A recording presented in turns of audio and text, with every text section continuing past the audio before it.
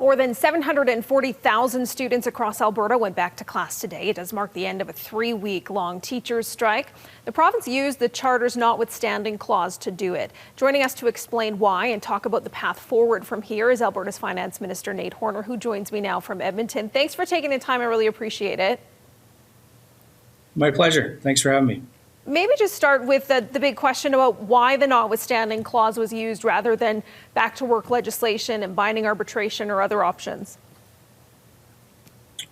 Sure. Well, technically, this is back to work legislation, but it does include the notwithstanding clause, which ensures that it isn't overturned by the judiciary.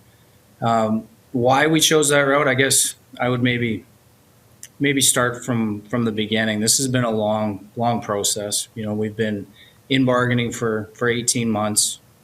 We've had two negotiated settlements, neither of them ratified. Starting in March, a deal worth about $2.3 billion, and then a deal in September worth about 2.6.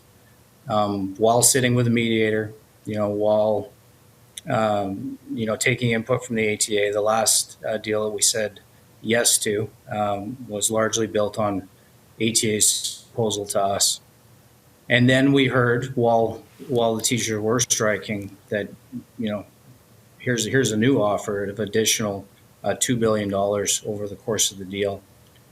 So the chasm seemed, pretty wide. We also attempted to use an offer of enhanced mediation to end the strike in the last days of a week before last. That was denied. So when we're looking at our options, obviously there's a lot of angst out there, largely around classroom conditions, class sizes, complexity, aggression issues. Inability to discipline, inclusion challenges, a lot of things that wouldn't typically be dealt at a collective bargaining table. So we've heard those loud and clear, and know that the work needs to continue on that front. But when we looked at our options, we could use a dispute inquiry board. We might have kids back in school for a month. And then be back in a strike position.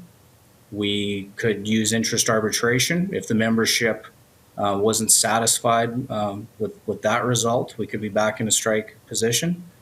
And the uniqueness of the two tables of bargaining when you're dealing with teachers, having a central table and then a local bargaining table, which is unique and not something we deal with at any other table, and really provides two levels of strike risk. So we felt that this was the only real way to ensure that once kids went back to class, that they stayed there. And that's what the legislation says for the life of this deal. So does the use... once we crossed this irreparable harm bar to step in, we didn't want to see them, back out of the classroom in a month or two. So with this then, though, the use of this notwithstanding clause, are we to assume then that this sets a precedent for other labor negotiations in this province now? No, I wouldn't say that at all. I'd say if there's a precedent here, it's that we've negotiated a lot of deals. We negotiated a deal with UNA, we negotiated a deal with AUPE for the public service. I think we've concluded 87 out of 155 deals. And like I said, the uniqueness of the two tables that we're dealing with and the two strike opportunities is not something that exists in any other bargaining table. So I think it would be highly unlikely that this would ever be the chosen tool to end a dispute of any kind with any other table. And then we've heard from the ATA, we've heard from an NDP leader, and she's saying this is not over. Other unions have said they will respond to this. What are your thoughts on potential larger labor action? Well, I'd say I think our government's been exceedingly fair. I'd start there. We're talking about the largest salary increases the public service has seen in over 2 decades. We're not talking about zeros or rollbacks, even though we're in a precarious time. I'm projecting a $6.5 billion deficit that no doubt will be worse at Q2. Oil's at $60. The same pressures that are causing these challenges in the classroom, we're seeing in healthcare, we're seeing in the social services. So I would start there.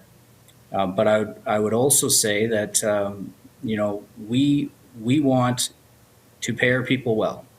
We want a great public education system. I don't want recruitment and retention challenges. I don't want challenges. I don't want to see labor mobility where people are leaving to choose another province. So we know we have to do this. And I think our actions have shown that, if you step back, that we've been quite fair. I do hear you on the oil prices and the need to make revenue to be able to spend more money. I hear you there. But is this deal that is now imposed on these teachers, is that enough to deal with the growth that we're seeing in this province? Because that's just another layer to this. No, this deal isn't enough. And that's my point, is that not all of this can happen within a collective agreement. So I think you're going to see the Premier, the Education Minister, in the days and weeks and months that come, continue to try to address a lot of these challenges as we catch up. The 4.4% population growth is one thing, but the complexity is very real. If we have English challenges, obviously, but the complexity challenges, that's not lost on us. So there will be more to come, but it can't all be in a collective agreement. Do you have a message for teachers? What do you say to them when 90% of them rejected the deal just weeks ago that is now imposed on them? Yeah, my message would be, I've heard lots of commentary. We've got thousands of emails, and I know that they are disgruntled over a lot of things. And I guess my commitment is that we'll continue to try to catch up and address these things. It takes 5 years to build a school, at least. Some high schools longer. We've already adapted our processes, taken away a lot of my flexibility at Treasury Board when I try to budget by approving schools throughout the year. So they still have to go through our stage-gated process, but we're not wasting 6 or 9 months waiting for the next budget cycle. They're coming in and they're getting approved.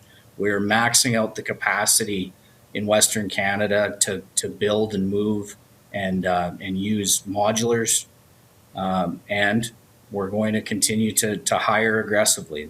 There's the commitment to the teachers, there's the commitment to the EAs, and there will be more to come. Minister, I know you are a parent yourself, not quite high school age yet, but there are plenty of high schools planning walkouts tomorrow in support of teachers. Any message for them? I would just say I appreciate the fact that they care that much about their teachers. I know I had some very important teachers in my time growing up, and very much appreciate the teachers that teach my kids. So I get it, but I would just say not all of this can be addressed in collective bargaining, but we hear you. And like I said, there's a lot of pressures the government's facing. Like I said, healthcare, the social safety net. We have an extremely high unemployment rate. This is really the only time Alberta's seen a population surge that wasn't created by an economic boom. Largely, these people came because we were creating more jobs than anyone else in the country, although not enough, but also for housing affordability. So we hear you, and we're working on it. And I do appreciate that they care about their teachers. Alberta Finance Minister Nate Horner, really appreciate your time today. Thanks for this. Thank you.